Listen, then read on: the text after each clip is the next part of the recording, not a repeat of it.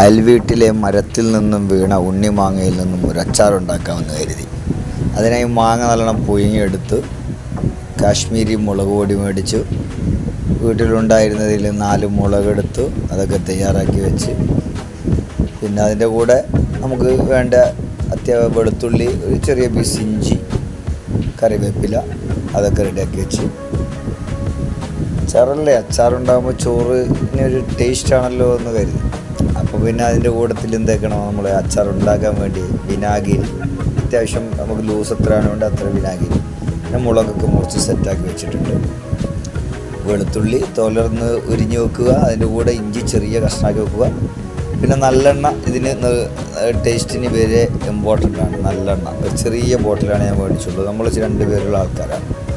അപ്പോൾ അതിൻ്റെ കൂടെ അതൊക്കെ തയ്യാറാക്കി വെച്ചതിന് ശേഷം അടുപ്പിൽ ഇങ്ങനെയുള്ള ഒരു പാത്രം വെച്ച് അതിലേക്ക് ചൂടായ സമയത്ത് നല്ലെണ്ണ കഴിച്ച് ആ നല്ലെണ്ണ ഒരു ആവശ്യത്തിന് ചൂടായ സമയം വന്നപ്പോൾ അതിൽ കുറച്ച് 1 ടീസ്പൂൺ കടുക്, എത്രയാണോ നിങ്ങൾ ഉണ്ടാക്കുന്നതിനനുസരിച്ച്. നമുക്കിപ്പോൾ ഒരു ചെറിയ ബോട്ടിലായതുകൊണ്ട് ഒരു 1 ടീസ്പൂൺ കടുകിട്ട് ആ കടുക് ഒന്ന് എല്ലാം പൊട്ടി അതിനെ ഒന്ന് കറക്റ്റായ സമയമാകുമ്പോഴത്തേക്ക് അതിൽ നമ്മൾ ഇപ്പോൾ ഇത്രയും പറഞ്ഞ കട്ട് ചെയ്ത് വെച്ച സാധനവും വെളുത്തുള്ളി ഇഞ്ചി അതൊക്കെ അതിലേക്ക് മാറ്റി ഒന്ന് റെഡിയാവേണ്ടതുണ്ട്. എന്താ ഇതിനെ പറയേണ്ടത്, വാളിയെടുക്കാൻ നമ്മളോട് പറയുക.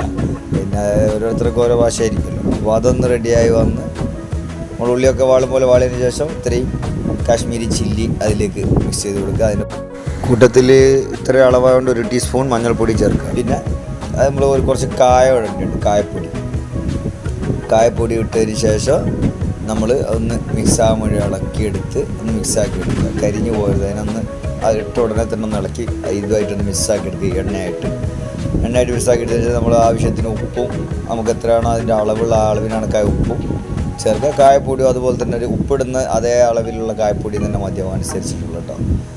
അപ്പോൾ അത് കരുതി കുറേ ഉപ്പിടുന്ന സമയത്ത് കുറേ കായപ്പൊടി ഉണ്ട്. കായപ്പൊടി അത്ര തന്നെ മതിയാവില്ല, ഒരു 1.5 ടീസ്പൂണോ കായപ്പൊടി ഇടേണ്ടതുള്ളൂ.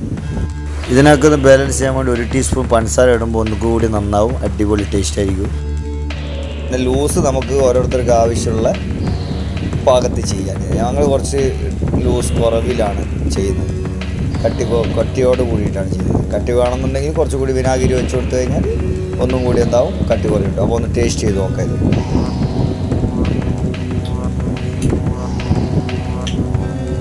നിങ്ങളൊക്കെ